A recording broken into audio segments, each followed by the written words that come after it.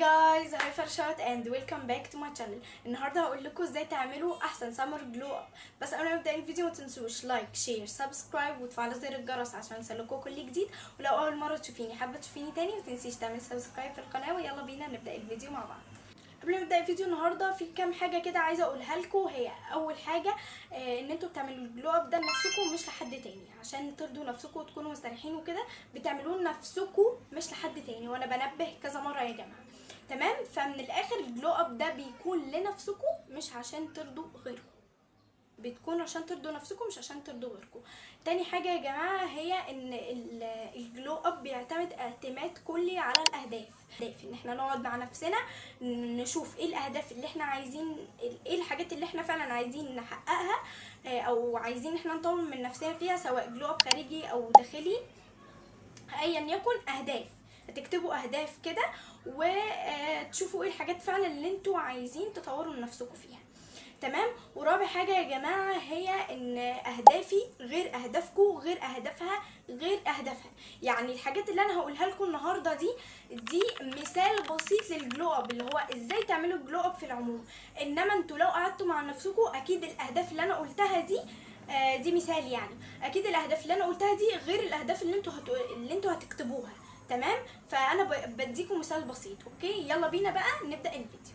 اول حاجه هبدا بيها هي من اهم الحاجات في الجلو اب، مهمه جدا جدا جدا جدا يا جماعه، هي اللي بتبني عليها اساس الجلو اب، هي الانتظام في الصلاه. لو مش منتظمين في الصلاه، يعني متقطعين ماشيين على سطر وسطر، او مش بتصلوا خالص، او مش بتصلوا الصلاه في ميعادها، يعني بتاخروا الصلاه، دي فرصتكم انكم تقربوا من ربنا اكتر وتصلوا. طيب انا دلوقتي عايزه انتظم في الصلاه، وعايزه انتظم فعلا من جوايا، انا عايزه انتظم في الصلاه. انتظم ازاي؟ بصوا يا جماعه، دايما خلوا في فكركم ان انتوا لو مش عايزين تقوموا تصلوا، اول حاجه هتجبروا نفسكم ان انتوا تقوموا. هتقولوا في دماغكم لا دارين قومي، لا انا هقوم اصلي، لا انا هقوم دلوقتي اصلي. اجبروا نفسكم يا جماعه، والله العظيم يا جماعه صدقوني ان انتوا لما تجبروا نفسكم هتعرفوا تعملوا الحاجه. تمام؟ وتاني حاجه ان انتوا تقولوا في دماغكم لا الصلاه دي هي المفتاح اللي هتدخلني بيه الجنه. طبعا مش انا اللي بحدد مصيري، ومش انتوا اللي بتحددوا مصيركم، مفيش حد يقدر يحدد، ولا حد عارف هو يدخل جنه ولا نار. بس بالعقل كده يا جماعه، لو انتوا مش بتصلوا بس بتعملوا كل حاجه خير في الحياه، والصلاه دي اصلا مفتاح الجنه، هتدخلوا الجنه ولا النار؟ اكيد مش هتدخلوا الجنه، اكيد. هو طبعا ربنا اللي بيحدد، بس اكيد مش هتدخلوا الجنه، لان الصلاه هي مفتاح الجنه. فانتوا هتقولوا في دماغكم ايه؟ الصلاه هي مفتاح الجنه، هي اللي هتدخلني الجنه. من غير لو انا ما صليتش اكيد مش هدخل الجنه، وهتتعذبوا في القبر، هتتعذبوا يوم القيامه، هتبقى في مهازل حرفيا من غير الصلاه. فانتوا هتقولوا في دماغكم الصلاه دي اللي هتدخلني الجنه، وهتحفزوا نفسكم. ودي اكتر حاجه اقسم بالله هتحفزكم. حاجات كتير وفيديوهات كتير جدا على النت يا جماعه بتحفز عن الصلاه جدا جدا جدا. ان شاء الله لو لقيت الفيديوهات دي، لو افتكرت عناوينها يعني هسيبها لكم في الديسكريبشن بوكس، او اللي هو صندوق الوصف. اوكي؟ فبجد يا جماعه، يعني الحاجات دي بتحفز جدا جدا جدا على الصلاه. اهو انا بحفزكم دلوقتي، انتوا لو مش بتصلوا انتوا مش هتدخلوا الجنه، لو بتصلوا اكيد هتدخلوا الجنه باذن الله، يعني هتدخلوا الجنه. كده احنا خلصنا ازاي ننتظم في الصلاه. يلا بينا ندخل على تاني حاجه، وهي تنظيم النوم. ازاي ننظم نومنا؟ من الحاجات المهمه جدا جدا جدا يا جماعه. انا دلوقتي كلنا تقريبا بنقول ان احنا جت الاجازه خلاص، ان انا هسهر وهنام بقى بعد الفجر، هسهر بقى هطبق مش عارفه ايه.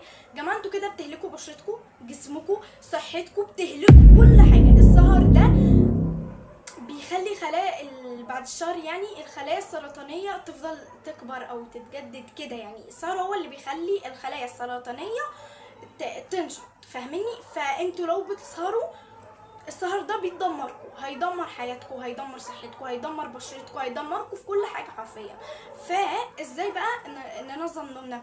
عندكم طريقتين. الطريقه الاولى هي ان انتوا بتحددوا ميعاد نومكم. مثلا انا عايزه اصحى الساعه 10، بعيدا عن اصوات الكلاب دي، انا عايزه اصحى الساعه 10. هظبط المنبه كل يوم لمده اسبوع مثلا. شوفوا انتوا بتحتاجوا وقت قد ايه لحد ما تتعودوا على الحاجه دي. تمام؟ انا عايزه اصحى الساعه 10. ظبطت المنبه اهو، كل يوم هفضل اصحى الساعه 10 كل يوم كل يوم كل يوم لحد ما اوصل للوقت اللي يخليني ان انا اتعود، ان انا حسيت خلاص انا اتعودت. هتلاقوا من تلقاء نفسكم بتصحوا، هتلاقوا من تلقاء نفسكم بتصحوا كده.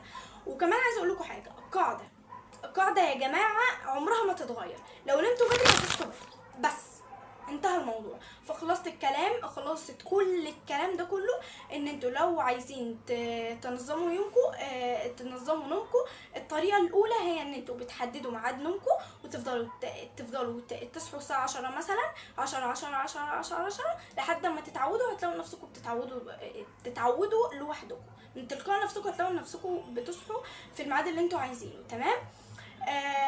فدي كده كانت الطريقة الاولى. يلا بينا ندخل على تاني طريقة يا جماعة، هي ان انتوا بتمهدوا لنفسكم النوم بدري بالتدريج. يعني انا دلوقتي مثلا بنام الساعة 3 الفجر، ده طبعا متأخر جدا وبيأذي جسمنا وبيأذي بشرتنا زي ما انا اتكلمت وقلت لكم ووضحت لكم يعني. فانا دلوقتي بنام الساعة 3 الفجر، لو انا قلت انا هنام الساعة 10، ده ميعاد طبعا بدري جدا. تمام. لو انا قلت هنام الساعة 10، هل هنام؟ لا، هكون تايهه مش فاهمه انا بعمل ايه. ثانيا ان انا هكون مش متعوده، فمش هتعرفوا تناموا. هتعملوا ايه بقى؟ ان انتوا هتمهدوا ميعاد نومكم بدري بالتدريج. انا مثلا بنام النهارده الساعه بنام على طول الساعه 3، انا متعوده ان انا من الساعه 3، فاكيد دي مش هقدر ان انا اغيرها في يوم وليله. فهعمل ايه؟ هنام الساعه 3 النهارده، بكره هنام الساعه 2، بعده هنام 1، بعده هنام 12، بعده هنام 11، لحد ما اوصل للميعاد الطبيعي. بالنسبه لكم للنوم. طبعا الميعاد الطبيعي جدا جدا جدا جدا يا 10 يا 11، شوفوا بقى الانسب لكم. فلحد ما اوصل للميعاد الطبيعي كده هكون اتعودت، في نفس الوقت مش هكون تايهه، فكده ضربتوا عصفورين بحجر. فدي طريقه سهله جدا جدا جدا، وشايفه ان دي الطريقه الاسهل. فمش عارفه، فشوفوا انتوا الطريقه اللي هتكون اريح لكم واسهل لكم. اوكي. وبكده انا اكون قلت لكم ازاي تنظموا نومكم باسهل طريقتين حرفيا تقدروا تختاروا منهم الطريقه اللي انتوا عايزينها. يلا بينا ندخل على اللي بعده. زي ما قلت لكم يا جماعه، انا بديكم مثال للجلو اب. اوكي. مثلا انا عندي العصبيه، انا مثلا عصبيه بزياده وعايزه اغير الحاجه دي. تمام. هفتح بودكاست عن العصبيه مثلا، وهشوف هو قال ايه، وهبتدي ان انا امشي وراه بالظبط. ولما تيجي حاجه تعصبني هاخد نفس، ومش هعمل مش هتعصب، هحاول ان انا اقلل العصبيه. في مره يا جماعه هتلاقوا انكم اتعودتوا وخلاص، مش هيبقى في حاجه اسمها عصبيه او الصفه اللي فيكوا دي يعني. فاهميني؟ فشوفوا ايه الصفه اللي عندكم وعايزين تغيروها، وافتحوا لها بودكاست وشوفوا هتقللوا منها ازاي. من الحاجات المهمه جدا في الجلو اب هي ان احنا ما نسمعش الكلام الناس. بطلوا تسمعوا الكلام الناس. يعني حد قال لكم انتي مثلا شعرك قصير، ما تجربي تطوليه مثلا. يعني مناخيرك كبيره مثلا، انتي ليه تخينه، ما تخسي شويه، لا شكلك مش حلو كذا. بطلوا تسمعوا الكلام الناس يا جماعه. يعني انتوا تسمعوا من هنا طلعوا من هنا بس. خلاصة الكلام ده كله ان انتوا ما تسمعوش لكلام الناس. حاولوا يا جماعه ما تسمعوش لكلام الناس بجد. اي حد هينتقد حاجه فيكو بيطلع العيب اللي فيكو. فاهميني؟ يعني هما دلوقتي غيرانين منكم. فاهمين؟ يعني اي حد يقول لكم حاجه، ينتقد حاجه فيكو، هو غيران منكم بس. خلص الكلام. فبطلوا تسمعوا الكلام الناس، بطلوا تسمعوا الكلام الناس. دي حاجه مهمه جدا يا جماعه في الجلو اب. برضو من ضمن الحاجات المهمة جدا هي ان انا هقعد مع نفسي، هشوف ايه هشوف صحابي اللي انا مصاحباهم، وهبتدي اقيم كل صاحبة. يعني هبتدي اقعد مع نفسي، هسترجع ذكرياتي كده مع صحابي والكلام ده كله. هشوف ايه اللي تنفع صاحبتي وايه اللي ما تنفعش صاحبتي. في صحاب سوء وفي صحاب في صحبة سوء وفي صحبة خير صح. صحبة السوء يا جماعة اللي بتجركوا لحاجات غلط، ايا يكن بقى ايه الحاجات الغلط، تقلعوا الطرحه، ان انتوا تشتموا او تعملوا اي حاجه، فدي اسمها صحبه السوء. انما صحبه الخير اللي تجركوا دايما للحاجات الحلوه، انكم تلبسوا طرحه، تكون اخلاقكم حلوه والكلام ده كله. ويا جماعه المقوله اللي انا هقولها لكم دي المدرسين كلهم عندي بيقولوها، وفعلا انا ادركتها. الصاحب ساحب. يعني ايه الصاحب ساحب؟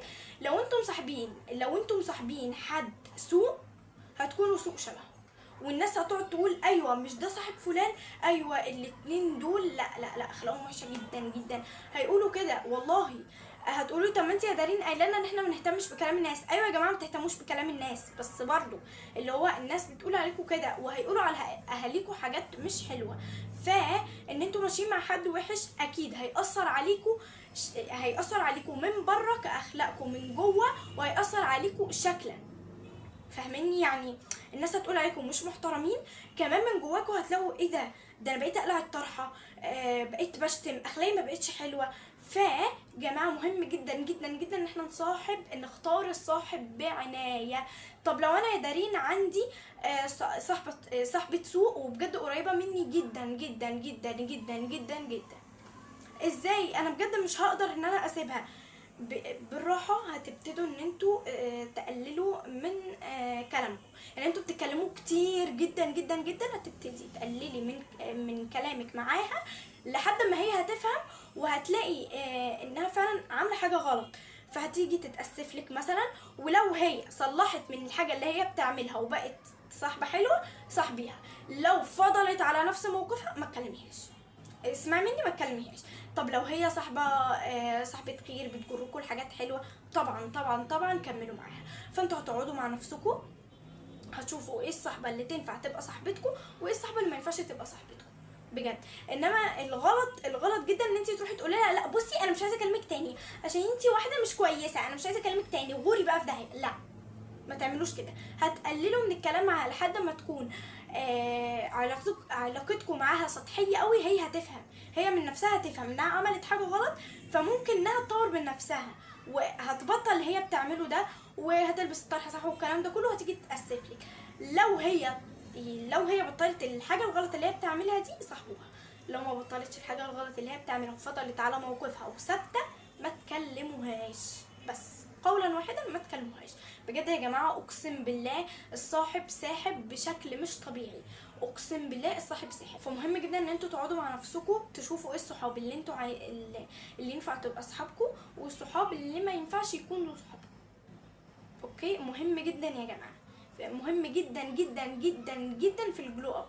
ولو يا جماعه واحده بتقول لكم، واحده من صحابكم او صحابكم او كده، تقعد تقول لكم شكلك مش حلو او بتنتقد حاجه في شكلك او فيكي عموما، خصميها. حتى لو هي مش صاحبه سوء خصميها برضو.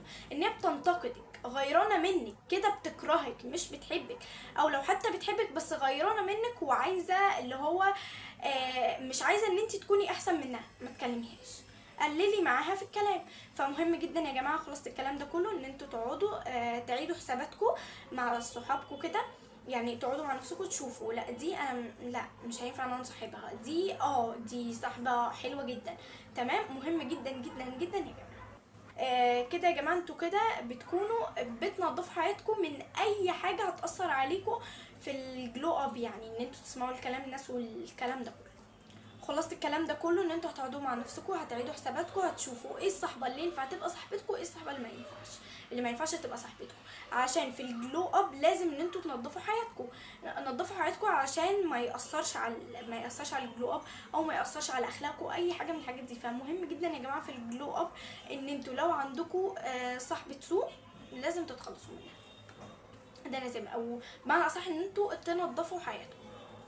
كده خلصنا الجلو اب الداخلي. ويا جماعه زي ما قلت لكم انا بديكم مثال بسيط للجلو اب عموما.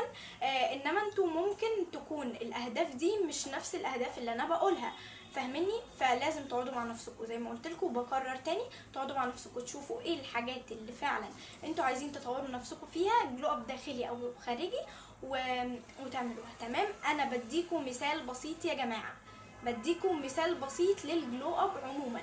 يعني مش لازم اهدافكم تبقى زي اهدافي، او مش لازم اهدافي تبقى زي اهدافها، او مش لازم اهدافي تبقى زي اهدافكم، فاهميني؟ انا بديكم مثال بسيط بس. يلا بينا ندخل على الجلو اب الخارجي اللي هو شكلنا من بره عموما. ودي حاجه اختياريه جدا جدا جدا يا جماعه. الجلو اب عموما اختياري، بس انا بتكلم ان لو عايزين نعمل جلو اب، الجلو اب الحقيقي بيبدا من جوانا. يعني من جوانا ان احنا نطور من جوانا الاول، بعدين نشوف شكلنا بقى لو احنا عايزين نطوره. من الجلو اب الخارجي، من الحاجات المهمه جدا لو عايزين تعملوا جلو اب خارجي، ان انتوا تاكلوا اكل صحي وتنظموا نومكم. تنظيم النوم يا جماعه من الجلو اب الداخلي والخارجي. الداخلي ان احنا بننظم نفسنا ما نكونش تايهين وكده. الخارجي عشان ما يكونش عندنا هالات، وشنا باهت، صحتنا من جوه ما تبقاش وحشه، الخلايا السرطانيه والحاجات اللي انا قلتها دي. فتنظيم النوم يا جماعه من الجلو اب الداخلي والخارجي، فاهميني؟ فلو عايزين تعملوا جلو اب خارجي لازم تنظموا نومكم عشان ما يبقاش عندكم هالات، وشكم ما يكونش باهت، صحتكم ما تكونش وحشه، ما تكونوش جسمكم يعني يكون ضعيف، حاجات كده كتير. فنظموا نومكم. وحاجات برضو مهمة جدا، الأكل الصحي. الأكل الصحي يا جماعة مش بيخلي وشنا صافي، بيخلي وشنا صافي، ما يكونش عندنا هالات، أيوة، وما يطلع لناش حبوب والكلام ده كله. مثال: الشوكولاته، الشيبسي، الاندومي وغيرها من الحاجات، بس انا بتكلم على الثلاثه الاساسيين اللي كلنا تقريبا بناكلهم. اولا يا جماعه مضرين على الصحه طبعا، السكر بقى والاملاح والحاجات دي كلها، ان هما مش اكل صحي اولا. ثانيا بيطلعوا حبوب في الوش. والله العظيم يا جماعه الاندومي بيخلي الواحد حاسس انه عرقان، حاسس انه حران بشكل مش طبيعي. تمام. بيطلع حبوب، الشوكولاته بتطلع حبوب، الشيبسي بيطلع حبوب. كل الاكلات اللي مش صحيه بتخلي الوش يطلع فيه حبوب، ما يبقاش صحي، تطلع هالات، حاجات كده كتير جدا. فالاكل الصحي يا جماعه هو اللي هيخلي وشكوا صافي. لو اكلتوا اكل مش صحي خلاص انسوا ان انتوا تعملوا جلو اب، خلاص انسوا، هيطلع لكم حبوب بكميه هايله. فامنعوا السبب اللي يطلع لكم حبوب في وشكم او يخلي وشكم مش صافي، فاهميني؟ من ضمن بقى الجلو اب الخارجي هي برضو ان انتوا لو وزنكم كتير، وزنكم مش قليل، مش رفيعين عموما، وعايزين ان انتوا تخسوا، لو انتوا تخان او كده وعايزين ان انتوا تخسوا، اولا هتقللوا الاكل، هتشوفوا فيديوهات ازاي تخسوا، حاجات كده، وهتعملوا تمرينات خفيفة في البيت، او لو عايزين تنزلوا جيم انزلوا، حاجات كده.